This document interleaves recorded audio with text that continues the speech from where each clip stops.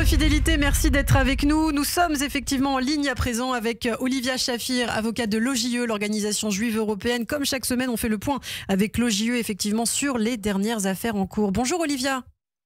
Bonjour Ilana. Merci beaucoup d'être avec nous ce matin sur Radio J. On va parler d'une affaire que vous avez plaidée cette semaine de cette avocate franco-algérienne poursuivie pour menace de mort. Mais d'abord, je voulais quand même avoir une réaction puisqu'on l'a appris hier, la condamnation de Vincent Renoir, ce néo-nazi français. Qu'est-ce qui lui était reproché? Est-ce qu'on peut faire le point brièvement?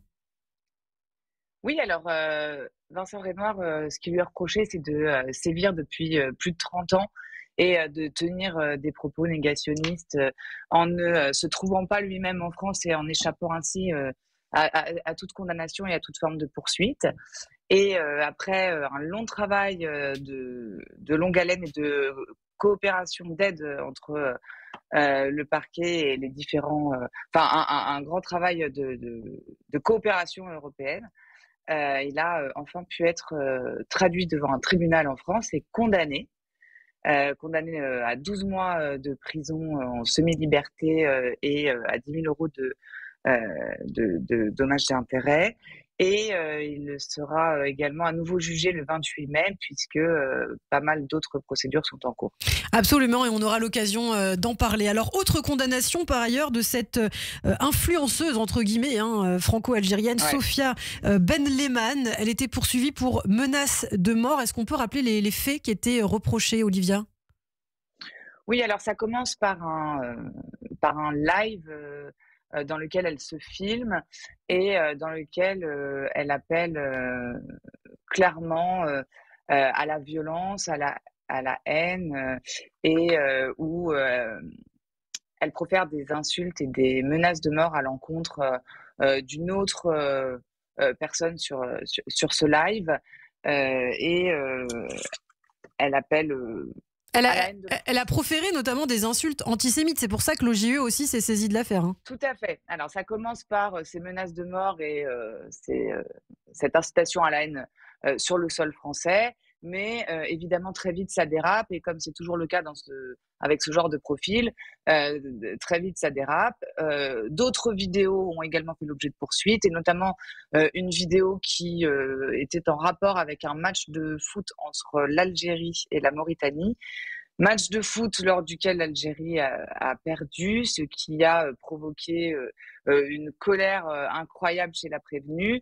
Et elle s'exprime, pareil en live donc sur TikTok, en expliquant que c'est à cause des Juifs si l'Algérie a perdu, sale race de Juifs, Voilà. sale race de traîtres.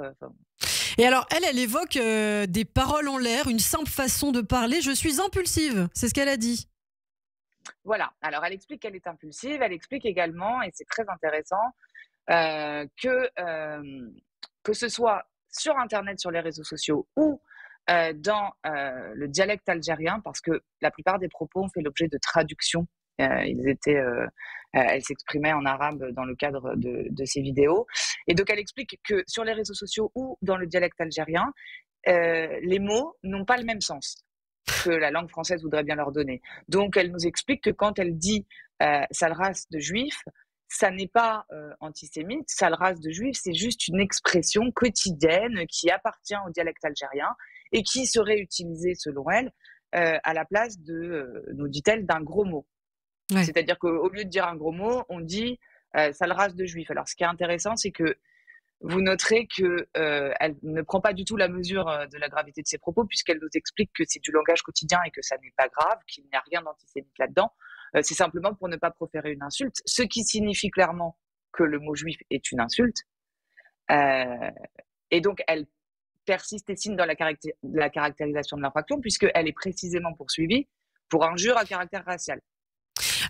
Alors, Elle nous explique également que les mots,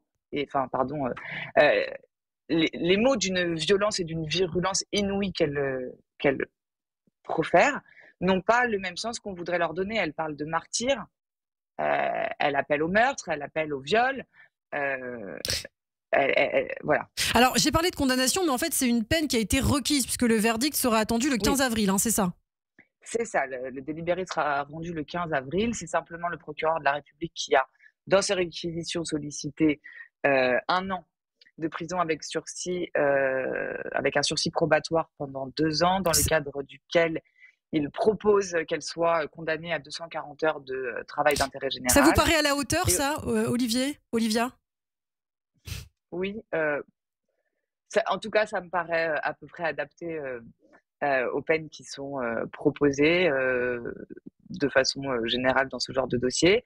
Il a également été proposé le bannissement des réseaux sociaux. Ça me semble quand même très important et très intéressant parce que l'idée, c'est évidemment de faire cesser la diffusion de ces images, de ces vidéos et de ces propos, donc le bannissement des réseaux sociaux, et avec l'interdiction de recréer un compte pendant la durée maximale prévue par la loi, qui est de 6 mois.